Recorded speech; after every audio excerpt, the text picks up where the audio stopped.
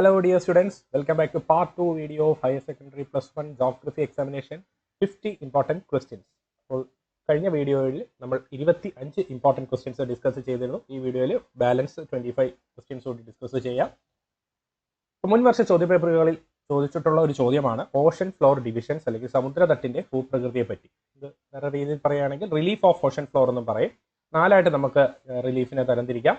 വൻകര തട്ട് അല്ലെങ്കിൽ continental shelf, വൻകര ചരിവ് കോണ്ടിനെന്റൽ സ്ലോപ്പ്, അഗാധ സമുദ്ര പ്രതലങ്ങൾ ഡീപ് സീ പ്ലെയിൻസ്, അതുപോലെ അഗാധ സമുദ്ര ഗർത്തങ്ങൾ ഡീപ്പ് ഓഷൻ ട്രെഞ്ചസ് അല്ലെങ്കിൽ ഡീപ്സ് എന്നും പറയും, ഓഷൻ ഡീപ്സ് എന്നും പറയും. അപ്പോൾ ഈ നാല് രീതിയിലാണ് നമ്മൾ ഓഷൻ ഫ്ലോറിന്റെ ഭൂപ്രകൃതി തരംതിരിക്കുന്നത്. ഇത് നിമ്നോന്നതങ്ങളെന്നും പറയാറുണ്ട്. അപ്പോൾ കോണ്ടിനെന്റൽ ഷെൽഫ് എന്ന് പറയുമ്പോൾ നമ്മുടെ ബീച്ചിനോടൊക്കെ ചേർന്ന് നിൽക്കുന്ന ഭാഗമാണ്. അത് കഴിഞ്ഞാണ് നല്ലൊരു ചരിവ് വരുന്നത്, സ്ലോപ്പ് വരുന്നുണ്ട്, പിന്നെ ഡീപ് സീ പ്ലെയിൻസ് വരുന്നുണ്ട്, അതുപോലെ തന്നെ ഡീപ്സും വരുന്നുണ്ട്, ട്രെഞ്ചസ് ഒക്കെ വരുന്നുണ്ട്. ഇവിടെ ഇങ്ങനെ ഈ ഒരു ചരിവ് ഒക്കെ ഉണ്ട്, അതിൻ്റെ എത്ര ഡിഗ്രി ചരിവുണ്ടെന്നൊക്കെ ഉണ്ട്. അപ്പോൾ അത് കൃത്യമായിട്ട് നോക്കി പഠിക്കുക. അതുപോലെ ഓരോന്നിനും ഒരു 2-3 പോയിന്റുകൾ വീതം പഠിക്കുക, ഇമ്പോർട്ടൻ്റ് ആണ്. ഇതിപ്പം 2 മാർക്കിനൊക്കെ ചോദിച്ചാൽ 4 എണ്ണം ഈ 4 ഡിവിഷൻസ് മാത്രം എഴുതിയാൽ മതി. പക്ഷേ ഏതെങ്കിലും 1-2 ഒക്കെ സെപ്പറേറ്റ് എടുത്ത് ചോദിക്കുകയാണെങ്കിൽ നിങ്ങൾ കൃത്യമായി അതിൻ്റെ ഒരു ഡെഫിനിഷൻ അല്ലെങ്കിൽ ആ ഒരു പോയിന്റ്സ്, ഫീച്ചേഴ്സ് ഓഫ് ഈച്ച് റിലീഫിൻ്റെ അതുകൂടി എഴുതാൻ ശ്രമിക്കണം. ഇപ്പോൾ സമുദ്രതട്ടിൻ്റെ ഭൂപ്രകൃതി 4 എണ്ണമുണ്ട്, 4ൻ്റെ പേരും അതിൻ്റെ ഒരു 2-3 സവിശേഷതകൾ കൂടി പഠിച്ചു വെച്ചേക്കുക. അടുത്ത ചോദ്യം എന്ന് പറയുന്നത് മിറ്റിഗേഷൻ ഫോർ ഫ്ലഡ്. ഇപ്പോൾ നമ്മൾ കഴിഞ്ഞ വീഡിയോയിൽ മിറ്റിഗേഷൻ ഫോർ ലാൻഡ് സ്ലൈഡ് നോക്കിയിരുന്നു, അല്ലെങ്കിൽ ഉരുൾപൊട്ടൽ മണ്ണിടിച്ചിലിൻ്റെ നിയന്ത്രണ മാർഗങ്ങൾ അല്ലെങ്കിൽ എങ്ങനെ ലഘൂകരിക്കാമെന്ന് നമ്മൾ നോക്കിയിരുന്നു. ഇവിടെ ഫ്ലഡ് ചോദിച്ചിട്ടുണ്ട്. അപ്പോൾ ഫ്ലഡ് അതുപോലെ എർത്തുകേക്കും ചോദിക്കാൻ ചാൻസ് ഉണ്ട്. അപ്പോൾ ഇവിടെ വെള്ളപ്പൊക്ക സാധ്യത മേഖലകളിൽ വെള്ളപ്പൊക്ക നിയന്ത്രണ തടയണകൾ സ്ഥാപിക്കുക, അതുപോലെ തന്നെ വനവൽക്കരണം, കാട് അല്ലേ, നമ്മൾ മരങ്ങളൊക്കെ വെച്ച് പിടിപ്പിക്കുകയാണെങ്കിൽ ഒരുവിധം നമുക്ക് വെള്ളപ്പൊക്കമൊക്കെ തടയാൻ സാധിക്കും. അതുപോലെ തന്നെ സ്വാഭാവിക നീരൊഴുക്ക് മേഖലകളിലെ നിർമ്മാണ പ്രവർത്തനങ്ങൾ തടയുക. അപ്പോൾ സാധാരണ നമ്മൾ ഈ എന്തെങ്കിലും ഒരു കൺസ്ട്രക്ഷൻ പുതിയ രീതിയിലുള്ള നിർമ്മാണങ്ങളൊക്കെ വരുമ്പോഴാണ് സ്വാഭാവിക ഒഴുക്ക് തടയുന്നത്. ഇപ്പോൾ ഡാം തന്നെ അതൊരു കൺസ്ട്രക്ഷൻ ആണ് അല്ലേ. ഡാം നിർമ്മിക്കുന്നത് വെള്ളപ്പൊക്കം തടയാനാണെങ്കിലും ചില സമയങ്ങളിൽ ഡാം അതിൻ്റെ ഒരു നമ്മൾ വെള്ളത്തിൻ്റെ അളവൊക്കെ കൂടുമ്പോഴാണ് ഡാം നമ്മൾ ഷട്ടറൊക്കെ തുറക്കുന്നത് അല്ലേ. അപ്പോൾ ഡാമുകൾ ചില സമയങ്ങളിൽ ഡാം കൃത്യമായി ഒരു മുന്നറിയിപ്പൊന്നും കൂടാതെ തുറക്കുന്നത് വെള്ളപ്പൊക്കത്തിന് കാരണമാകാറുണ്ട്. പ്രളയ സമതല പ്രദേശങ്ങളിലെ ജനബാഹുല്യം കുറയ്ക്കുക.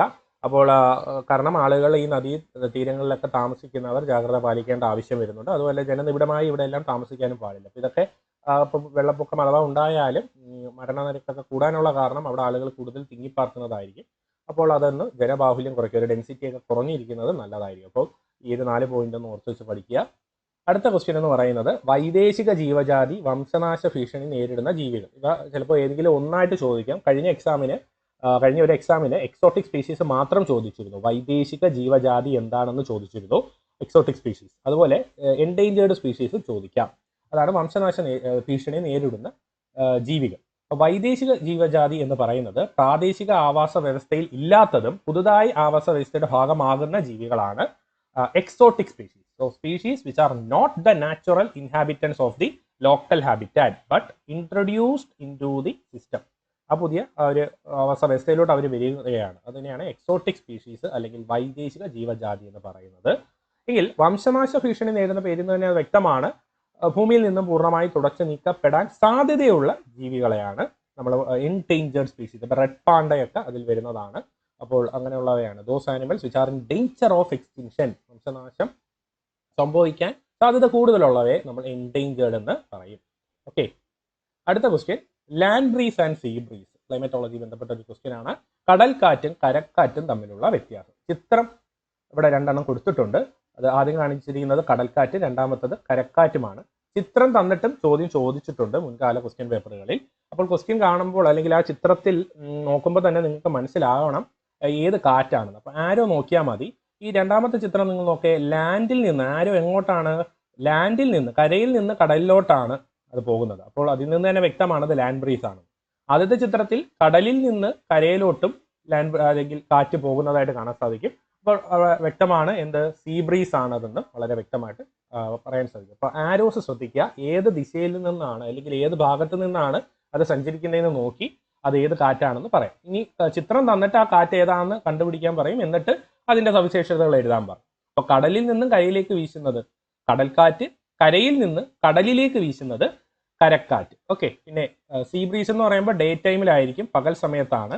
എങ്കിൽ ലാൻഡ് ബ്രീസ് എന്ന് പറയുമ്പോൾ നൈറ്റ്, രാത്രി കാലങ്ങളിലാണ് ഈ ഒരു പ്രതിഭാസം ഉണ്ടാവുന്നത്. അപ്പോൾ അത് ചിത്രത്തിന്റെ സഹായത്തോടു കൂടി തന്നെ എഴുതാൻ ശ്രമിക്കുക, വരച്ചെഴുതാൻ ശ്രമിക്കുക. ഓക്കെ, 30ാമത്തെ ചോദ്യം എന്ന് പറയുന്നത് താപനില വിപരീതം അല്ലെങ്കിൽ താപവിപര്യം എന്നും പറയാറുണ്ട്. ഇൻവേർഷൻ ഓഫ് ടെമ്പറേച്ചർ 2 മാർക്കിനൊക്കെ ചോദിക്കുന്ന ഒരു ചോദ്യമാണ്.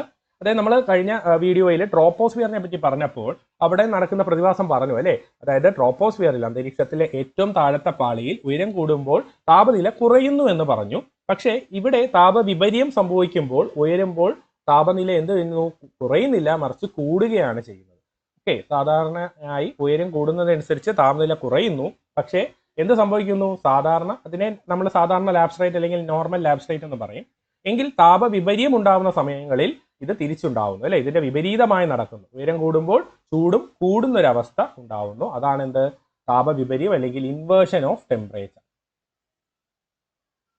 അടുത്ത ക്വസ്റ്റ്യൻ എന്ന് പറയുന്നത് different types of air masses, വായു സഞ്ചയങ്ങൾ, വിവിധ തരം വായു സഞ്ചയങ്ങൾ ഏത്? കഴിഞ്ഞ വീഡിയോയിൽ നമ്മൾ വാതമുഖങ്ങളെ പറ്റി, ഫ്രോണ്ടുകളെ പറ്റി പറഞ്ഞിരുന്നു. ഇവിടെ വായു സഞ്ചയങ്ങളാണ്. അപ്പൊ 2 തരം വായു സഞ്ചയങ്ങളാണുള്ളത്, വാം എയർ മാസും കോൾഡ് എയർ മാസും. അപ്പൊ അതിൽ നിന്ന് തന്നെ വ്യക്തമാണ്, ഉഷ്ണവായു സഞ്ചയം എന്ന് പറയുമ്പോൾ അതിൽ കൂടുതലും അടങ്ങിയിരിക്കുന്ന വാതകം ഉഷ്ണവായു ആയിരിക്കും. എങ്കിൽ ശീതവായു സഞ്ചയത്തിൽ ശീതവായു ആയിരിക്കും കൂടുതലുള്ളത്. അപ്പോൾ എവിടെ നിന്ന് ഉത്ഭവിക്കുന്നു ഇതിൽ നിന്ന് വ്യക്തമാണ്. ഉഷ്ണമേഖലയിൽ നിന്ന് ഉത്ഭവിക്കുന്നവയാണ് ഉഷ്ണവായു സഞ്ചയമെങ്കിൽ ധ്രുവപ്രദേശങ്ങൾ, തണുപ്പുള്ള മേഖലകളിൽ നിന്ന് ഉത്ഭവിക്കുന്നവയാണ് ശീതവായു സഞ്ചയം, കോൾഡ് എയർ മാസ് എന്ന് പറയുന്നത്. ഓക്കെ, അടുത്ത ക്വസ്റ്റ്യൻ വെസ്റ്റേൺ കോസ്റ്റൽ പ്ലെയിൻ. ഇത് വെസ്റ്റേൺ കോസ്റ്റൽ പ്ലെയിനും ഉണ്ട്, ഈസ്റ്റേൺ കോസ്റ്റൽ പ്ലെയിനും ഉണ്ട്. രണ്ടും ചോദിച്ചു കണ്ടിട്ടുണ്ട്. ചിലപ്പോൾ രണ്ടും തമ്മിൽ താരതമ്യം ചെയ്തും ചോദിക്കാറുണ്ട്. അപ്പോൾ ഇന്ത്യ ടെക്സ്റ്റിലെ 2ാമത്തെ ചാപ്റ്ററിൽ നിന്നുള്ളതാണ്. ഭൂപ്രകൃതി, ഇന്ത്യ ഭൂപ്രകൃതി എന്ന് പറഞ്ഞ ചാപ്റ്ററിൽ നിന്ന് എടുത്തിട്ടുള്ള ക്വസ്റ്റ്യൻ ആണ്. പശ്ചിമ തീര സമതലം, ഇതിന്റെ പ്രത്യേകതകൾ നോക്കാം. Situated parallel to Arabian sea അല്ലെ, അറബിക്കടലിന് സമാന്തരമായി സ്ഥിതി ചെയ്യുന്നു. കേരള തീരമൊക്കെ വരുന്നതാണ്. ലഗൂൺസ് ആർ ഫൗണ്ട്, ലഗൂണുകളിൽ ചെറിയ കായൽ, തടാകം പോലുള്ള ഒരു അല്ലെങ്കിൽ ഭൂരൂപങ്ങൾ അവിടെ കാണപ്പെടാറുണ്ട്. നോ ഡെൽറ്റാസ് ആർ ഫോംഡ്, ഡെൽറ്റകൾ രൂപീകരണം ഇല്ല. കാരണം വളരെ നാരോ ആണ്, അതാണ് ഇതിന്റെ ഏറ്റവും പ്രധാനപ്പെട്ട ഒരു കാര്യം. വളരെ ഇടുങ്ങിയ തീരപ്രദേശമാണ്. അതുകൊണ്ട് തന്നെ നദികൾക്ക് അവിടെ ഒരു ഡെൽറ്റ രൂപീകരിക്കാനുള്ള സാഹചര്യം ഉണ്ടാകുന്നില്ല എന്നതാണ് വാസ്തവം. അതുകൊണ്ട് അവിടെ എന്തില്ല? ഡെൽറ്റാസ് ഇല്ല. പിന്നെ പറഞ്ഞ പോലെ നാരോ കോസ്റ്റൽ പ്ലെയിൻ ആണ്. ഇതിനെ 3 വിഭാഗങ്ങളായിട്ട് തരംതിരിക്കുന്നുണ്ട്. പശ്ചിമ തീര സമതലത്തെ കച്ച് റീജിയനായിട്ടും കൊങ്കൺ തീരമായിട്ടും മലബാർ തീരമായിട്ടും തിരിക്കുന്നുണ്ട്. അപ്പം കേരളമൊക്കെ വരുന്നത് മലബാർ തീരമാണ്. കൊങ്കൺ എന്നൊക്കെ പറയുമ്പോൾ ഗോവ, മഹാരാഷ്ട്ര ആ ഭാഗമാണ്. കച്ച് എന്ന് പറയുമ്പോൾ ഗുജറാത്തിന്റെ തീരപ്രദേശങ്ങളാണ്. ഓക്കെ, അടുത്തത് പൂർവ്വ സമതലം. അടുത്ത ചോദ്യം സ്വാഭാവികമായിട്ടും പൂർവ്വ സമതലത്തെ പറ്റിയാണ്. അപ്പം നമ്മൾ പശ്ചിമ തീര സമതലം ചർച്ച ചെയ്തു. പൂർവ്വ തീര സമതലം എന്ന് പറയുമ്പോൾ അപ്പുറത്തെ സൈഡാണ് അല്ലേ, അതായത് ഈസ്റ്റേൺ സൈഡ്, ഇന്ത്യയുടെ ഈസ്റ്റേൺ സൈഡാണ്. ബംഗാൾ ഉൾക്കടലിനും പൂർവ്വഘട്ടം ഈസ്റ്റേൺ ഗട്ട്സിനും ഇടയിൽ വരുന്നതാണ്. തുറമുഖ നിർമ്മാണത്തിന് അനുയോജ്യമല്ല അവിടെ, കാരണം ഈ ഒരു മണ്ണ് അടിയുന്ന ഒരു സ്ഥലമാണ്. കാരണം ധാരാളം നദികൾ, നമ്മുടെ ഉപദ്വീപീയ നദികളെല്ലാം വന്ന് ചേരുന്നത് ബംഗാൾ ഉൾക്കടലിലാണ്. അപ്പോൾ അതുകൊണ്ട് തന്നെ അവിടെ ധാരാളം നിക്ഷേപം, ഈ പറഞ്ഞ അലൂവിയൽ നിക്ഷേപം ഒക്കെ ഉണ്ടാവുന്നുണ്ട്. തുറമുഖത്തിന് അനുയോജ്യമല്ല. പിന്നെ 2 വിഭാഗമുണ്ട്, വടക്കൻ സർക്കാർസ് അല്ലെങ്കിൽ നോർത്തേൺ സർക്കാർസും കൊറമാൻഡൽ കോസ്റ്റ് അല്ലെങ്കിൽ കൊറമാൻഡൽ തീരപ്രദേശം എന്ന് പറഞ്ഞ് 2ആയിട്ട് തരംതിരിക്കുന്നുണ്ട്. പിന്നെ പശ്ചിമ തീര സമതലത്തെ വെച്ച് നോക്കുമ്പോൾ കുറച്ചുകൂടി ബ്രോഡാണ്, വിശാലമായ തീരപ്രദേശമാണ്. ധാരാളം ഡെൽറ്റകൾ, കാരണം നദികളെല്ലാം വന്ന് ചേരുന്ന ഒരു പ്രദേശമായതുകൊണ്ട് ധാരാളം ഡെൽറ്റകൾ രൂപം കൊള്ളുന്നു. അവിടെ പറഞ്ഞതിൻ്റെയൊക്കെ ഒരു വിപരീത പോയിന്റ്സ് ഇവിടെ നിങ്ങൾക്ക് എഴുതാൻ സാധിക്കും. അടുത്ത ചോദ്യം എന്ന് പറയുന്നത് reasons for declining of wild life അല്ലെങ്കിൽ ബയോഡൈവേഴ്സിറ്റി. ഇത് രണ്ടും ചോദിച്ചു കണ്ടിട്ടുണ്ട്. ഒരു ക്വസ്റ്റ്യൻ പേപ്പറിൽ വന്യജീവികൾ നേരിടുന്ന പ്രശ്നങ്ങൾ അല്ലെങ്കിൽ വന്യജീവികളുടെ അല്ലെങ്കിൽ അവ നേരിടുന്ന ഭീഷണികൾ എന്നൊക്കെ പറഞ്ഞ് ചോദിക്കാറുണ്ട്. അതേപോലെ തന്നെ മറ്റൊരു ചോദ്യ പേപ്പറിൽ ബയോഡൈവേഴ്സിറ്റി നേരിടുന്ന പ്രശ്നം അല്ലെങ്കിൽ നമ്മുടെ ജൈവ വൈവിധ്യം നേരിടുന്ന പ്രശ്നങ്ങൾ, പ്രോബ്ലംസ് അല്ലെങ്കിൽ reason for decline of biodiversity ചോദിച്ചിട്ടുണ്ട്. അപ്പോൾ ഇതിൽ ഞാൻ 2 പോയിന്റ് കൂടി മിക്സ് ചെയ്താണ് കൊടുത്തിട്ടുള്ളത്. ജനസംഖ്യ പെരുപ്പം, ഓവർ പോപ്പുലേഷൻ ഒരു കാരണമാണ്. കാരണം ആളുകൾ തിങ്ങിപ്പാർക്കുന്ന സ്ഥലങ്ങൾ അല്ലെങ്കിൽ ജനസംഖ്യ പെരുകുമ്പോൾ കാടിന്റെ ഭാഗത്തോട്ടൊക്കെ ആളുകൾ പോകും. അപ്പോൾ അത് കാട്ടിൽ നിന്നും മൃഗങ്ങൾ അങ്ങോട്ട് ഇറങ്ങാനൊക്കെ ചാൻസ് ഉണ്ട്. അപ്പോൾ അതുപോലെ അവരെ ആക്രമിക്കാനും അതിന് കാരണമാകും. പിന്നെ വിഭവങ്ങളുടെ അമിതമായ ചൂഷണം, റിസോഴ്സ് എക്സ്പ്ലോയിറ്റേഷൻ. പിന്നെ പ്രകൃതി ദുരന്തങ്ങൾ, വെള്ളപ്പൊക്കം, അഗ്നിപർവ്വത സ്ഫോടനങ്ങൾ, കാട്ടുതീ മുതലായവയൊക്കെ മനുഷ്യന്റെ കാരണത്താലും പ്രകൃതി ദുരന്തങ്ങളായാലും കാട്ടുതീയൊക്കെ 2 രീതിയിലും ഉണ്ടാവാം. അപ്പോൾ ഇവയെല്ലാം വന്യജീവിയും അതുപോലെ തന്നെ ജൈവ വൈവിധ്യവും ബയോഡൈവേഴ്സിറ്റിയുടെ നേരിടുന്ന പ്രശ്നങ്ങളാണ്. വേട്ടയാടൽ അത് നമുക്ക് വൈൽഡ് ലൈഫിനകത്ത് ഉൾപ്പെടുത്താം. വന്യജീവികൾ നേരിടുന്ന പ്രശ്നമാണ് വേട്ടയാടൽ, വനനശീകരണം, അതുപോലെ തന്നെ കാട്ടുതീ. കാട്ടുതീ ഇവിടെയും പറഞ്ഞിരുന്നു. അപ്പോൾ ഇത്രയും പോയിന്റുകൾ ഉണ്ട്. ഇതിപ്പോൾ 2 ചോദിച്ചാൽ നിങ്ങൾക്ക് ചിലത് കോമൺ ആയിട്ട് എഴുതാം. ഈ ജനസംഖ്യാ പെരുപ്പം, വനനശീകരണം, പ്രകൃതി ദുരന്തങ്ങളൊക്കെ രണ്ടിലും എഴുതാവുന്നതാണ്. വേട്ടയാടലൊക്കെ വന്യജീവികൾ നേരിടുന്ന പ്രശ്നത്തിൽ ഉൾപ്പെടുത്താം. ഓക്കെ, 35ാമത്തെ ചോദ്യമായി ഉൾപ്പെടുത്തിയിട്ടുള്ളത് സോയിൽ ഫോമിംഗ് ഫാക്ടേഴ്സ്, മണ്ണ് രൂപീകരണത്തെ സ്വാധീനിക്കുന്ന ഘടകങ്ങളാണ്. അപ്പോൾ ഒന്നാമത്തത് പേരന്റ് മെറ്റീരിയൽ അല്ലെങ്കിൽ ശിലകൾ, മാതൃശിലയുടെ സ്വഭാവം അല്ലെങ്കിൽ ശിലകളുടെ സ്വഭാവം മണ്ണ് രൂപീകരണത്തെ അത് ബാധിക്കുന്നുണ്ട്. പിന്നെ അടുത്തത് ഭൂപ്രകൃതി ടോപ്പോഗ്രഫി, കാലാവസ്ഥ ക്ലൈമറ്റ്, ജൈവിക പ്രവർത്തനങ്ങൾ ബയോളജിക്കൽ ആക്ടിവിറ്റീസ്, കാലപ്പഴക്കം ടൈം. ഇത്രയും കാര്യങ്ങളാണുള്ളത്. ഇതിൽ കഴിഞ്ഞൊരു എക്സാമിന് ജൈവിക പ്രവർത്തനങ്ങൾ മാത്രം ചോദിച്ചിട്ടുണ്ട്. മണ്ണ് രൂപീകരണത്തിൽ ജൈവിക പ്രവർത്തനങ്ങളുടെ പങ്ക് അല്ലെങ്കിൽ ജൈവിക പ്രവർത്തനങ്ങൾ എങ്ങനെ സ്വാധീനിക്കുന്നു എന്ന് ചോദിക്കും. അപ്പോൾ ജൈവിക പ്രവർത്തനങ്ങളിൽ നിങ്ങൾക്ക് ജന്തു സസ്യജാലങ്ങളുടെ പ്രവർത്തനത്താലാണ് മണ്ണ് രൂപീകൃതമാകുന്നത്. കാട്ടിലൊക്കെ മണ്ണ് രൂപീകൃതമാവാൻ ഈ അവിടുത്തെ സസ്യജാലങ്ങളും വൃക്ഷങ്ങളും ഒക്കെ കാരണമാവുന്നുണ്ട് അല്ലേ. അതിൻ്റെ റൂട്ട് വേരുകളൊക്കെ കാരണമാവും. അതൊക്കെ വെച്ച് നിങ്ങൾക്ക് എഴുതാൻ സാധിക്കും. അല്ലെങ്കിൽ ഈ ഒരു 4-5 പോയിന്റുകൾ ഒന്ന് ഓർത്തിരിക്കുക. ജനറലായിട്ട് ചോദിക്കുകയാണെങ്കിൽ മണ്ണ് രൂപീകരണത്തെ സ്വാധീനിക്കുന്ന ഘടകങ്ങൾ എന്ന് പറഞ്ഞ് ചോദിച്ചാൽ ഈ 4-5 പോയിന്റ് നിങ്ങൾക്ക് എഴുതാം. നെക്സ്റ്റ് ക്വസ്റ്റ്യൻ എന്ന് പറയുന്നത് evidences to support continental drift theory, വൻകര വിസ്ഥാപന സിദ്ധാന്തത്തെ അനുകൂലിക്കുന്ന തെളിവുകൾ. അപ്പോൾ ഇത് വളരെ ഇമ്പോർട്ടൻറ്റ് ക്വസ്റ്റ്യൻ ആണ്. പല എക്സാമുകൾക്കും 4 മാർക്കിനും 2 മാർക്കിനും 3 മാർക്കിനും ഒക്കെ ചോദിച്ച് കണ്ടിട്ടുള്ള ഒരു ക്വസ്റ്റ്യൻ ആണ്. അപ്പോൾ 5 തെളിവുകളുണ്ട് അല്ലെങ്കിൽ 5 എവിഡൻസസുകളുണ്ട്. അപ്പോൾ ഇത് സെപ്പറേറ്റ് ആയിട്ട് എഴുതാം, അല്ലെങ്കിൽ 2 തെളിവുകൾ മാത്രമായിട്ട് ചോദിക്കുകയാണെങ്കിൽ 2 എഴുതിയാൽ മതി. ഇപ്പം 4 മാർക്കിന് എസ്സേ ഒക്കെ ചോദിക്കുകയാണെങ്കിൽ ഓരോ തെളിവിനെയും പറ്റി ഒരു 2-3 പോയിന്റുകൾ കൂടി എഴുതുക, അല്ലെങ്കിൽ ഒരു പോയിന്റെങ്കിലും എഴുതുക. ഓരോ എവിഡൻസിനെ പറ്റി ഓരോ പോയിന്റ് കൂടി എഴുതുക, ഇമ്പോർട്ടൻ്റ് ആണ്. ഒന്നാമത്തത് ജിക്സോ ഫിറ്റ് അല്ലെങ്കിൽ ഈർച്ച വാൾ ചേർച്ച. രണ്ടാമത്തത് വൻകരകളുടെ ഇരുകരകളിലുമുള്ള ശിലകളുടെ സമപ്രായം, അതായത് ഏജ് ഓഫ് റോക്സ്, അതായത് age of rocks across continents, same age of rocks across continents. പിന്നെ ടില്ലൈറ്റ് ഒരു അവസാദ ശിലയാണ്. ടില്ലൈറ്റ് നിക്ഷേപം, പ്ലേസർ നിക്ഷേപം, ഈ ഗോൾഡ് അങ്ങനെയുള്ള ധാതുക്കളുടെ നിക്ഷേപം 2 വൻകരകളിലും കണ്ടിട്ടുണ്ട്. പിന്നെ ഫോസിലുകളുടെ വിതരണം, ഡിസ്ട്രിബ്യൂഷൻ ഓഫ് ഫോസിൽസ്. 5 എവിഡൻസുകളുണ്ട്, ഇമ്പോർട്ടൻ്റ് ആണ്, അത് പഠിക്കുക. അടുത്ത ചോദ്യത്തിലോട്ട് പോവാം. 37ാമത്തെ ചോദ്യം സിസ്റ്റമാറ്റിക് അപ്രോച്ച്, വ്യവസ്ഥാപിത സമീപനം എന്താണെന്നാണ്. വ്യവസ്ഥാപിത സമീപനവും ഉണ്ട്, അതുപോലെ തന്നെ മേഖലാ സമീപനവും ഉണ്ട്. ഫസ്റ്റ് ചാപ്റ്ററിൽ വരുന്നതാണ്. ഫണ്ടമെന്റൽസ് ഓഫ് ഫിസിക്കൽ ജോഗ്രഫി എന്ന് പറയുന്ന 1ാമത്തെ പാർട്ടിൽ വരുന്ന ഫസ്റ്റ് ചാപ്റ്ററിൽ തന്നെ ഒരു പാഠഭാഗമാണ് വ്യവസ്ഥാപിത സമീപനം, അതുപോലെ മേഖലാ സമീപനം. ഇതിൽ വ്യവസ്ഥാപിത സമീപനം എന്താണ്, അതിൻ്റെ വിഭാഗങ്ങൾ ഏതെല്ലാമാണെന്ന് ചോദിക്കും. അപ്പോൾ ഭൗതിക ഭൂമിശാസ്ത്രം ഫിസിക്കൽ ജോഗ്രഫി വരും, ഹ്യൂമൻ ജോഗ്രഫി മാനവിക ഭൂമിശാസ്ത്രം വരും, ബയോ ജോഗ്രഫി ജൈവ ഭൂമിശാസ്ത്രം വരും. ഇതിൻ്റെ കീഴിലുള്ള മറ്റ് ഉപവിഭാഗങ്ങൾ കൂടി പഠിച്ചു വെച്ചേക്കുക. ഇത് എഴുതാൻ ഏതെങ്കിലും ഒന്ന് ചിലപ്പോൾ എടുത്ത് ചോദിക്കുക. എന്താണ് കാലാവസ്ഥ ശാസ്ത്രം എന്നൊക്കെ ചോദിക്കാം, സാമ്പത്തിക ഭൂമിശാസ്ത്രം എന്താണെന്ന് അങ്ങനെയൊക്കെ ചോദിച്ചു കണ്ടിട്ടുണ്ട്.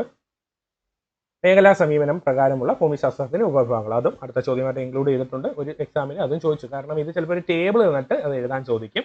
ഇങ്ങനെ ബ്ലാങ്ക് തന്നിട്ട് ടേബിൾ, അതായത് ഒരു ഡയഗ്രാം തരും, അതിൽ ഉപവിഭാഗങ്ങൾ തന്നിട്ടില്ലായിരിക്കും, അത് നിങ്ങൾ എഴുതി ചേർക്കണം. അങ്ങനെ അതായത് ഇങ്ങനെ ഒരു ഫ്ലോ ചാർട്ട് പോലെയൊക്കെ തന്നിട്ട് ചോദിക്കാറുണ്ട്, ഇതിൽ എഴുതി ചേർക്കാനായിട്ടൊക്കെ ചോദിക്കും. അപ്പോൾ അത് അറിഞ്ഞിരിക്കുക, ഇമ്പോർട്ടൻ്റ് ആണ്. റീജിയണൽ അപ്രോച്ചിലോട്ട് വരുമ്പോൾ മേഖലാ പഠനം ഉണ്ട്, റീജിയണൽ സ്റ്റഡീസ്, മേഖല ആസൂത്രണം റീജിയണൽ പ്ലാനിംഗ് ഉണ്ട്, മേഖലാ വികസനം റീജിയണൽ ഡെവലപ്മെന്റ്, മേഖലാ വിശകലനം റീജിയണൽ അനാലിസിസ്. ഇങ്ങനെ 4 ഉപവിഭാഗങ്ങളുണ്ട്, ഇമ്പോർട്ടൻ്റ് ആണ്, പഠിക്കുക. അടുത്തത് വിവിധ തരം മഴകളാണ്, ടൈപ്സ് ഓഫ് റെയിൻഫോൾ.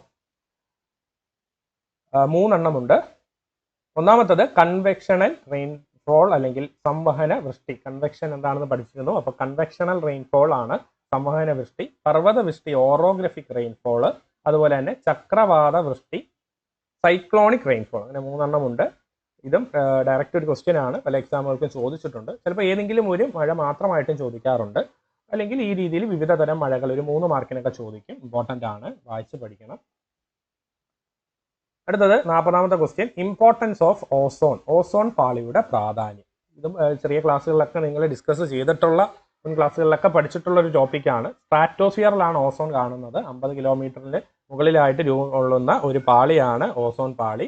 അപ്പോൾ ഈ ഓസോൺ പാളിയുടെ പ്രാധാന്യം, ഇമ്പോർട്ടൻസ് ഇതിന് എക്സാമിന് ചോദിച്ചിട്ടുണ്ട്. അപ്പം അന്തരീക്ഷത്തിന്റെ ഉയർന്ന ഭാഗങ്ങളിലെ ഒരു പാളിയാണ് ഓസോൺ വാതകം കേന്ദ്രീകരിച്ചിരിക്കുന്നതിനാൽ ഇതിനെ ഓസോൺ പാളി എന്ന് വിളിക്കുന്നു. ഏത് ലെയറിലാണ്, ഏത് അന്തരീക്ഷ പാളിയിലാണെന്ന് ചോദിച്ചാൽ സ്ട്രാറ്റോസ്ഫിയറിലാണ്. സൂര്യനിൽ നിന്നുള്ള ഹാനികരമായ അൾട്രാ വയലറ്റ് രശ്മികൾ ആഗിരണം ചെയ്യുകയും ഭൂമിയിലെ ജീവജാലങ്ങളെ സംരക്ഷിക്കുകയും ചെയ്യുന്നു. അപ്പോൾ ഏറ്റവും ഒരു പ്രധാനപ്പെട്ട ഒരു പോയിന്റ് ആണത്. എന്താണ് ഓസോണിന്റെ പ്രാധാന്യം എന്ന് ചോദിച്ചാൽ ഈ ഒരു പോയിന്റ് എഴുതാൻ ശ്രമിക്കുക. എന്താണ്? സൂര്യനിൽ നിന്നുള്ള UV റേസ് അല്ലെ, അൾട്രാ വയലറ്റ് രശ്മികൾ. അൾട്രാ വയലറ്റ് രശ്മികളെ ആഗിരണം ചെയ്യുന്നു. അതുവഴി ഭൂമിയിലോട്ട് ഹാനികരമായുള്ള ആ രശ്മികൾ എത്തുന്നില്ല. അതുവഴി ജീവജാലങ്ങളെ സംരക്ഷിക്കുന്നു. അതാണ് ഓസോണിന്റെ പ്രാധാന്യം. 2 മാർക്കിനൊക്കെ ചോദിച്ചാൽ ഈ ഒരു പോയിന്റ് എഴുതുക. അടുത്ത ക്വസ്റ്റ്യൻ, എന്താണ് ജൈവവൈവിധ്യം? നമ്മൾ ഓൾറെഡി ഒരു ക്വസ്റ്റ്യൻ ഡിസ്കസ് ചെയ്തതാണ്. ജൈവവൈവിധ്യം എന്താണ്, ജൈവവൈവിധ്യത്തെ എങ്ങനെ സംരക്ഷിക്കാം എന്നൊക്കെ ഡിസ്കസ് ചെയ്തു. അപ്പോൾ ഇത് ഒരു 2 മാർക്കിനൊക്കെ ചോദിച്ചിട്ടുണ്ട്. എന്താണ് ജൈവ വൈവിധ്യം? വാട്ട് ഈസ് ബയോഡൈവേഴ്സിറ്റി എന്ന് ചോദിക്കും. So biodiversity is all different kinds of animals, plants, microorganisms found in an area. ആണ് ഒരു പ്രത്യേക ഭൂമിശാസ്ത്ര മേഖലയിൽ കാണപ്പെടുന്ന വൈവിധ്യമാർന്ന സസ്യജന്തുജാലങ്ങളുടെ കൂട്ടത്തെയാണ് ജൈവ വൈവിധ്യം എന്നുകൊണ്ട് പറയുന്നത്. അടുത്തത് 42ാമത്തെ ക്വസ്റ്റ്യൻ, ബ്രേക്ക് ഇൻ മൺസൂൺ, മൺസൂണിലെ ഇടവേള. ഇതും ഒരു 2 മാർക്കിനൊക്കെ ചോദിച്ചു കണ്ടിട്ടുണ്ട്. അപ്പോൾ മൺസൂണിന്റെ ഇടയിലുള്ള ഒരു ബ്രേക്ക് അല്ലെങ്കിൽ ഒരു ഇടവേള തന്നെയാണ്. ആ പേരിൽ നിന്ന് തന്നെ അത് വ്യക്തമാണ്. ഏത് മൺസൂണിന്റെ കാലയളവ് എന്ന് അറിഞ്ഞിരിക്കണം. തെക്ക് പടിഞ്ഞാറൻ മൺസൂൺ ഏതാനും ദിവസങ്ങളിൽ തുടർച്ചയായി മഴ ലഭിച്ചതിന് ശേഷം ഒന്നോ അതിൽ കൂടുതലോ ആഴ്ചകൾ മഴ ലഭിക്കാതിരിക്കുന്നതാണ് മൺസൂണിന്റെ ഇടവേള എന്നുകൊണ്ട് ഉദ്ദേശിക്കുന്നത്. ഓക്കെ, ഒരു ഡ്രൈ സ്പെല്ല്. അപ്പോൾ a period of reduced rainfall or a dry spell during the monsoon season. It's a time when usually heavy rains falls for several days to weeks. അപ്പം ആ ഒരു ഡെഫിനേഷൻ കൃത്യമായി ഒന്ന് പഠിച്ചു വെച്ചേക്കുക, മൺസൂണിന്റെ ഇടവേള. അടുത്ത ക്വസ്റ്റ്യൻ, 43ാമത്തെ ക്വസ്റ്റ്യൻ, ഫാക്ടേഴ്സ് അഫക്റ്റിംഗ് സലിനിറ്റി. ലവണത്വത്തെ സ്വാധീനിക്കുന്ന ഘടകങ്ങൾ. ഇതും ഡയറക്റ്റ് ഒരു ക്വസ്റ്റ്യൻ ആണ്, ബേസ്ഡ് ക്വസ്റ്റ്യൻ ആണ്. അപ്പോൾ എന്തൊക്കെല്ലാമാണ് സലിനിറ്റിയെ ബേസ് ചെയ്യുന്ന അല്ലെങ്കിൽ അഫക്റ്റ് ചെയ്യുന്ന ഘടകങ്ങൾ എന്ന് നോക്കാം. ബാഷ്പീകരണം, ഇവോപ്പറേഷൻ, അതുപോലെ തന്നെ വർഷപാതം, റെയിൻഫോൾ. അപ്പം ബാഷ്പീകരണം കൂടുതലുള്ള സ്ഥലങ്ങളിൽ, ഇവോപ്പറേഷൻ കൂടുതലുള്ള സ്ഥലങ്ങളിൽ ലവണത്വം കൂടുതലായിരിക്കും. അതുപോലെ വർഷപാതം, റെയിൻഫോൾ. അപ്പം നിങ്ങൾക്കറിയാം റെയിൻഫോൾ എന്ന് പറയുന്നത് ഒരു ഫ്രഷ് വാട്ടറിൽ വരുന്നതാണ്, അതായത് സലൈൻ വാട്ടർ അല്ല. അപ്പോൾ മഴ കൂടുതൽ ലഭിക്കുന്ന സ്ഥലങ്ങളിൽ സ്വാഭാവികമായിട്ടും അപ്പം എന്തായിരിക്കും? ലവണത്വം കുറവായിരിക്കും. അതാണ് റെയിൻഫോൾ ഉണ്ടാകുന്ന ഒരു ഘടകം. പിന്നെ ഐസ് മെൽറ്റ് വാട്ടർ, അതായത് നമ്മുടെ മഞ്ഞ് ഉരുകുമ്പോൾ കടലിൽ വന്ന് ചേരും. അപ്പോൾ അവിടെ മഞ്ഞ് ഒരു ഫ്രഷ് വാട്ടർ സോഴ്സ് ആണ്, ശുദ്ധജലത്തിന്റെ ഭാഗമാണ്. അപ്പോൾ അതും വന്ന് ചേരുന്ന സ്ഥലങ്ങളിൽ ലവണത്വം കുറയാൻ ചാൻസ് ഉണ്ട്. പിന്നെ ഓഷൻ കറൻസ്, നമ്മൾ പറഞ്ഞ സമുദ്രജല പ്രവാഹങ്ങൾ. പിന്നെ നദികൾ വന്ന് ചേരുന്ന സ്ഥലങ്ങളുമുണ്ട്. നദികളും ഒരു ഫ്രഷ് വാട്ടർ സോഴ്സ് ആണ്. അപ്പോൾ നദിയിൽ നിന്നുള്ള ശുദ്ധജലം പതിക്കുന്ന മേഖലകളിലും ലവണത്വം കുറവ് അനുഭവപ്പെടാറുണ്ട്. അപ്പോൾ 4-5 പോയിന്റുകളുണ്ട്, ഒന്ന് വായിച്ച് പഠിച്ചു വെച്ചേക്കുക. അടുത്ത ചോദ്യം എന്ന് പറയുന്നത് നാച്ചുറൽ ഹസാർഡ്സ്, പ്രകൃതി ദുരന്തങ്ങളാണ്. അപ്പോൾ മനുഷ്യന്റെ നിയന്ത്രണത്തിനും അതീതമായി യാതൊരു മുന്നറിയിപ്പും ഇല്ലാതെ കടന്നു വന്ന് ക്ഷണനേരം കൊണ്ട് മനുഷ്യന്റെ ജീവനും സ്വത്തിനും നാശം വരുത്തുന്നവയാണ് പ്രകൃതി ദുരന്തങ്ങൾ അല്ലെങ്കിൽ നാച്ചുറൽ ഹസാർഡ്സ്. ഒരു 2 മാർക്കിനൊക്കെ ചോദിക്കാൻ ചാൻസ് ഉള്ളതാണ്. What are natural hazards? അതിന് എക്സാമ്പിൾ നിങ്ങൾക്ക് എഴുതാം. എർത്ത് വോൾക്കാനിക് ഇറപ്ഷൻ, ഫ്ലഡ്, അങ്ങനെയുള്ള എക്സാമ്പിൾസ് കൂടി എഴുതി നിങ്ങൾക്ക് ഡെഫിനേഷൻ പൂർത്തിയാക്കാവുന്നതാണ്. ഇമ്പോർട്ടൻ്റ് ആയിട്ട് ക്വസ്റ്റ്യൻ ആണ് നാച്ചുറൽ ഹസാർഡ്സ്. 45ാമത്തെ ക്വസ്റ്റ്യൻ എന്ന് പറയുന്നത് ടൈപ്സ് ഓഫ് എർത്തുക്വേക്ക്, വിവിധ തരം ഭൂകമ്പങ്ങൾ. ഇതും മുൻ വർഷ ചോദ്യപേപ്പറിൽ ചോദിച്ചിട്ടുള്ള ഒരു ചോദ്യമാണ്. ഒന്നാമത്തത് ടെക്ടോണിക് എർത്തുക്വേക്ക് അല്ലെങ്കിൽ ടെക്ടോണിക് ഭൂകമ്പങ്ങൾ. ഏറ്റവും കൂടുതലായി കാണുന്നത് ഒരു കോമൺ ആയിട്ടുള്ള ഒരു ഭൂകമ്പമാണ് ടെക്ടോണിക് ഭൂകമ്പം. അടുത്തത് അഗ്നിപർവ്വതജന്യ ഭൂകമ്പം, വോൾക്കാനിക് എർത്തുക്വേക്സ്. അഗ്നിപർവ്വതവുമായി ബന്ധപ്പെട്ട്, അഗ്നിപർവ്വത സ്ഫോടനവുമായി ബന്ധപ്പെട്ട് രൂപം കൊള്ളുന്ന ഭൂകമ്പമാണ്. അടുത്തത് കൊളാപ്സ് ഭൂകമ്പം, കൊളാപ്സ് എർത്തുക്വേക്ക്. വിസ്ഫോടന ഭൂകമ്പം, എക്സ്പ്ലോഷൻ എർത്തുക്വേക്ക്. ജലസംഭരണി പ്രേരിത ഭൂകമ്പം, റിസർവോയർ ഇൻഡ്യൂസ്ഡ് എർത്തുക്വേക്ക്. അങ്ങനെ 5 തരം എർത്തുക്വേക്കുകളുണ്ട്. ഓരോന്നും എന്താണെന്ന് ആ പേരിൽ നിന്ന് തന്നെ വ്യക്തമാണ്. അതോടെ ഒന്ന് മാർക്ക് അനുസരിച്ച് ഒരു പോയിന്റ് കൂടിയൊക്കെ എഴുതുക. 46ാമത്തെ ചോദ്യം എന്ന് പറയുന്നത് types of vegetation in India. ഇന്ത്യയിലെ വനങ്ങളുടെ വർഗീകരണത്തെ പറ്റിയാണ്, അല്ലെങ്കിൽ ഏത് തരങ്ങളുണ്ട് എന്നാണ്. ഒന്നാമത്തത് ഉഷ്ണമേഖല നിത്യഹരിത വനങ്ങൾ. ഈ വീഡിയോയിൽ തന്നെ നമ്മൾ ഉൾപ്പെടുത്തിയിട്ടുണ്ടായിരുന്നു. ഉഷ്ണമേഖല നിത്യഹരിത വനങ്ങളുടെ സവിശേഷതകൾ എന്തെല്ലാമാണ്. അതേപോലെ ഞാൻ ഇപ്പോൾ പറഞ്ഞിരുന്നു, മറ്റ് വനങ്ങളുടെയും കൂടി പോയിന്റുകളൊന്ന് പഠിച്ചു വെച്ചേക്കുക. അല്ലെങ്കിൽ ജനറൽ ആയിട്ട് ടൈപ്സ് ഓഫ് വെജിറ്റേഷൻ എന്ന് പറഞ്ഞും ഇന്ത്യയിലെ വനങ്ങൾ ഏതെല്ലാമാണെന്നും ചോദിക്കാറുണ്ട്. അപ്പോൾ ഒന്നാമത്തത് ഉഷ്ണമേഖല നിത്യഹരിത വനം, അർദ്ധ നിത്യഹരിത വനമുണ്ട്. അപ്പോൾ tropical evergreen and semi evergreen. പിന്നെ ഇലപൊഴിയും വനങ്ങൾ, അതാണ് ട്രോപ്പിക്കൽ ഡെസീഡിയസ്. ഉഷ്ണമേഖല മുൾക്കാടുകൾ, ട്രോപ്പിക്കൽ തോൺ ഫോറസ്റ്റ്. പർവ്വത വനങ്ങൾ, മൗണ്ടെയിൻ ഫോറസ്റ്റ്. പിന്നെ കടലോരം ചതുപ്പ് നിലവനങ്ങൾ, ലിറ്ററൽ ആൻഡ് സ്വാംപ് ഫോറസ്റ്റ്. അങ്ങനെ 5 ടൈപ്പ് ഫോറസ്റ്റ് ഉണ്ട് ഇന്ത്യയിൽ, പേരും അതിൻ്റെ ഒരു 2-3 സവിശേഷതകൾ. നമ്മൾ ഉഷ്ണമേഖല നിത്യഹരിത വനം പറഞ്ഞപ്പോൾ അവിടുത്തെ മഴയുടെ അളവ്, ഊഷ്മാവ്, താപനില, അതുപോലെ അവിടുത്തെ വൃക്ഷങ്ങൾ ഏതെല്ലാമാണ്, പ്രധാനപ്പെട്ട മരങ്ങൾ ഏതെല്ലാമാണ്, പിന്നെ കാണപ്പെടുന്ന സ്ഥലം എവിടെല്ലാമാണ് അത് സ്ഥിതി ചെയ്യുന്നത് ഇന്ത്യയിൽ, അതും പറഞ്ഞിരുന്നു. അതേപോലെ ഒരുവിധം എല്ലാത്തിൻ്റെയും ഒന്ന് വായിച്ചു വെച്ചേക്കുക. സാധാരണ എവർഗ്രീൻ ഡെസിഡിയസ് ഒക്കെയാണ് ചോദിക്കാറുള്ളത്. ടോണും ഒരു വട്ടം ചോദിച്ചിട്ടുണ്ട്. ഒരു 2-3 പോയിന്റ് അല്ലെങ്കിൽ 2 പോയിന്റ് എങ്കിലും ഓരോന്നിൻ്റെ ഒന്ന് പഠിച്ചു വെച്ചേക്കുക. അടുത്ത ക്വസ്റ്റ്യൻ, ഇത് ഞാൻ ആ ചാപ്റ്ററിന്റെ പേര് ഉൾപ്പെടുത്തിയിട്ടുള്ളതാണ്. കാരണം ഇതിൽ നിന്ന് കൂടുതലും 2 മാർക്കിനും പിന്നെ മാപ്പ് ക്വസ്റ്റ്യൻസും ആണ് കൂടുതലും ചോദിക്കുന്നത്. അപ്പോൾ ലൊക്കേഷൻ, ഇന്ത്യ ലൊക്കേഷൻ എന്ന് പറഞ്ഞാൽ ഇന്ത്യയിലെ പാർട്ടിലെ 1ാമത്തെ ചാപ്റ്റർ ആണ് ഇന്ത്യ സ്ഥാനം. ഇതിൽ നിന്ന് ഇപ്പോൾ 2 ക്വസ്റ്റ്യൻസ് തന്നത്, എന്നിട്ട് 2 മാർക്കിന്റെ ആണ്. നമുക്ക് അറിയാലോ 3 സെഷൻസിൽ 1ാമത്തെ സെഷൻ 2 മാർക്കിന്റെ ആണ്. അപ്പോൾ ആ 1ാമത്തെ സെക്ഷനിൽ 2 ചോദ്യമായിട്ട് 1 മാർക്കിന്റെ 2 ക്വസ്റ്റ്യൻസ് ആയിട്ട് ചോദിക്കാറുണ്ട്. അപ്പോൾ ഇതിനു മുമ്പുള്ള ഒരു ക്വസ്റ്റ്യൻ പേപ്പറിൽ ഇന്ത്യയുടെ മധ്യഭാഗത്തു കൂടി കടന്നു പോകുന്ന അക്ഷാംശ രേഖ ഏതാണ് എന്ന് ചോദിച്ചിട്ടുണ്ട്. അപ്പോൾ ഉത്തരായന രേഖ, ട്രോപ്പിക് ഓഫ് ക്യാൻസർ, അതാണ് ആൻസർ. അപ്പൊ അങ്ങനെ ചോദിക്കാറുണ്ട്. ഒരു 1 വേർഡ് നമുക്കില്ല, പക്ഷേ ഈ 2 മാർക്കിന് 2 ക്വസ്റ്റ്യൻസ് ആയിട്ട് ചോദിക്കും. 1 മാർക്കിന് 2 ക്വസ്റ്റ്യൻസ് ആയിട്ട് ചോദിക്കും. അപ്പോൾ 23.5 ഡിഗ്രി നോർത്ത് ഉത്തരായന രേഖ, ട്രോപ്പിക് ഓഫ് ക്യാൻസർ ആണ് അതിന്റെ ഉത്തരം. പിന്നെ കഴിഞ്ഞ എക്സാമിനൊക്കെ ചോദിച്ചതാണ് ഇന്ത്യൻ ഉപഭൂഖണ്ഡത്തിൽ ഇന്ത്യ അല്ലാതെ ഉൾപ്പെടുന്ന മറ്റ് രാജ്യങ്ങൾ ഏതെല്ലാം. അപ്പോൾ അതിന് നിങ്ങൾക്ക് ഉത്തരം ഈ രാജ്യങ്ങളുടെ പേര് എഴുതാം. അതായത് ഇന്ത്യയുമായി അതിർത്തി പങ്കിടുന്ന രാജ്യങ്ങൾ എഴുതാം. Afghanistan, Pakistan, China, Bhutan, Nepal, Myanmar, Bangladesh. അപ്പോൾ ആ രാജ്യങ്ങളുടെ പേര് 7 രാജ്യങ്ങളുണ്ട്. ഇത് അതിർത്തി പങ്കിടുന്ന രാജ്യങ്ങൾ എന്ന് ചോദിച്ചാൽ നിങ്ങൾക്ക് എഴുതാൻ സാധിക്കും. പിന്നെ മാപ്പ് വർക്കിനോ അല്ലാതെ ചിലപ്പോൾ ഈ പറഞ്ഞ കണക്കൊക്കെ 2 മാർക്കിൽ 2 ചോദ്യങ്ങളായിട്ട്, 1 മാർക്കിന് 2 ചോദ്യമായിട്ട് ഇന്ത്യയുടെ ഏറ്റവും തെക്കേ അറ്റം ചോദിക്കും. അതുപോലെ ഉപദ്വീപിക ഇന്ത്യയുടെ ഏറ്റവും തെക്കേ അറ്റം, അങ്ങനെ 2 തെക്കേ അറ്റം 2 എണ്ണം ഉണ്ട്. ഇന്ത്യയുടെ തെക്കേ അറ്റം എന്ന് ചോദിച്ചാൽ ഇന്ദിരാ പോയിന്റ്, ആൻഡമാൻ ആൻഡ് നിക്കോബാറിനോട് ചേർന്ന് കിടക്കുന്ന ഇന്ദിരാ പോയിന്റ് എന്ന് വേണം എഴുതാൻ. ഓക്കെ, ഇന്ദിരാ പോയിന്റ് എന്ന് എഴുതണം.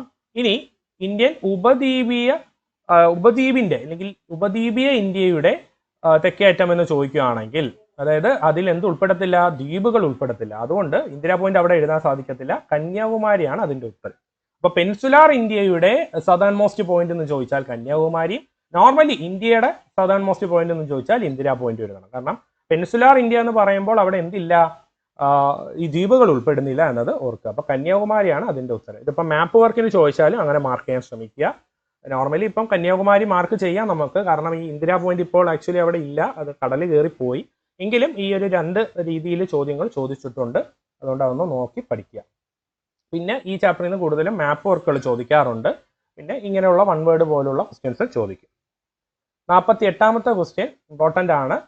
Types of tides. 2-3 തരങ്ങളിലായിട്ട് നമ്മൾ ടൈഡ്സിനെ ക്ലാസിഫൈ ചെയ്യുന്നുണ്ട്. ഇതിൽ ഏറ്റവും പോപ്പുലർ ആയിട്ടുള്ള ഉപയോഗിക്കുന്ന ഒരു രീതി എന്ന് പറയുന്നത് tides based on sun, moon, earth position. അതായത് സൂര്യനും ചന്ദ്രനും ഭൂമിയും എന്നിവയുടെ സ്ഥാനത്തിന്റെ അടിസ്ഥാനത്തിലുള്ള വർഗീകരണമാണ്. 2 തരം വേലികളാണ് അങ്ങനെയുള്ളത്. വാവ് വേലി അല്ലെങ്കിൽ സ്പ്രിംഗ് ടൈഡ്സ്, സപ്തമ വേലി, നീപ് ടൈഡ്സ്. സൂര്യനും ഈ ചിത്രം കൂടി നോക്കുക. ആദ്യം കാണിച്ചിരിക്കുന്ന സ്പ്രിംഗ് ടൈഡ് ആണ്. സൂര്യനും ചന്ദ്രനും ഭൂമിയും നേർരേഖയിൽ വരുമ്പോൾ, ഒരേ ലൈനിൽ ആണ് ഇവ 3ഉം വരുന്നതെങ്കിൽ അവയെ വിളിക്കുന്ന പേരാണ് എന്ത്, സ്പ്രിംഗ് ടൈഡ് വാവ് വേലി. പിന്നെ നീപ് ടൈഡ് സപ്തമ വേലി, 7 ദിവസം കഴിഞ്ഞ് സ്പ്രിംഗ് ടൈഡ് ഉണ്ടായി 7 ദിവസം കഴിഞ്ഞ് ഉണ്ടാകുന്നത് കൊണ്ടാണ് അതിനെ സപ്തമ വേലി എന്ന് പറയുന്നത്. ഇവിടെ ചന്ദ്രന്റെ സ്ഥാനം ഭൂമിക്ക് മുകളിലായിരിക്കും, 90 ഡിഗ്രി മുകളിലായിട്ട് രൂപം കൊള്ളുന്നു. അപ്പോൾ ചിത്രം കൂടി വരച്ച് നിങ്ങൾ എക്സ്പ്ലെയിൻ ചെയ്യാൻ ശ്രമിക്കുക. അപ്പോൾ നിങ്ങൾക്ക് ഫുൾ മാർക്ക് ലഭിക്കും. അതുകൊണ്ട് ആ രീതിയിൽ പഠിക്കുക. ചിത്രം കൂടി വരയ്ക്കാൻ പറ്റുന്ന ഇടങ്ങളിലല്ല. ഇപ്പോൾ സ്റ്റാലക്മൈറ്റ് പറഞ്ഞപ്പോഴും പിന്നെ എന്താണ് നിമ്നോദനങ്ങൾ, സമുദ്ര നിമ്നോന്നതങ്ങൾ അല്ലെങ്കിൽ സമുദ്രതട്ടിന്റെ വിതരണത്തെ പറ്റിയൊക്കെ പറഞ്ഞപ്പോഴും ഒക്കെ നിങ്ങൾക്ക് അവിടെ ചിത്രമൊക്കെ വരയ്ക്കാൻ സാധിക്കും. പിന്നെ ലാൻഡ് ബ്രീസ്, സീ ബ്രീസ്, ഇവിടെയൊക്കെ ചിത്രങ്ങൾ വരയ്ക്കാൻ പറ്റുന്ന ക്വസ്റ്റ്യൻസ് ആണ്. ഇവിടെയും അതുപോലെ തന്നെ വിവിധ തരം വേലികൾ ഏതെല്ലാമാണെന്ന് ചോദിച്ചാൽ ചിത്രം വരച്ച് തന്നെ എക്സ്പ്ലെയിൻ ചെയ്യാൻ ശ്രമിക്കുക. 49ാമത്തെ ക്വസ്റ്റ്യൻ ഓഷൻ കറണ്ട്സ് അല്ലെങ്കിൽ സമുദ്രജല പ്രവാഹങ്ങളാണ്. 2 തരം സമുദ്രജല പ്രവാഹങ്ങളുണ്ട്, ഉഷ്ണജല പ്രവാഹങ്ങളും ശീതജല പ്രവാഹങ്ങളും. ഇവിടെ ഞാൻ ഉൾപ്പെടുത്തിയിട്ടുള്ളത് ഇതിന്റെ പേരുകളാണ്. വ്യത്യസ്ത സമുദ്രജല പ്രവാഹങ്ങൾ, 3 സമുദ്രങ്ങളിൽ കാണപ്പെടുന്ന സമുദ്രജല പ്രവാഹങ്ങളുടെ പേരാണ്. മാപ്പിലും ചോദിക്കും, അല്ലാതെ നിങ്ങളുടെ ടെക്സ്റ്റിലും ഗൈഡിലും ഒക്കെ മാപ്പ് വെച്ചിട്ട് തന്നെ ഇത് കാണിച്ചിട്ടുണ്ട്, അതിനകത്ത് പഠിക്കാൻ തന്നിട്ടുണ്ട്. അപ്പോൾ നിങ്ങൾ ഓരോ സമുദ്രത്തിലും രൂപം കൊള്ളുന്ന ഉഷ്ണജല പ്രവാഹങ്ങളും ശീതജല പ്രവാഹങ്ങളും പേരൊന്ന് പഠിച്ചു വെച്ചേക്കുക. പസഫിക്കിലോട്ട് വരുമ്പോൾ കുറേഷ്യോ പ്രവാഹം, അലാസ്കൻ പ്രവാഹം ഒക്കെ അതിൽ വരും. പിന്നെ അറ്റ്ലാന്റിക്കിലോട്ട് വരുമ്പോൾ ഗൾഫ് സ്ട്രീം വളരെ ഫേമസ് ആണ്, വാം കറണ്ട് ആണ്, ഒരു ഉഷ്ണജല പ്രവാഹമാണ് ഗൾഫ് സ്ട്രീം.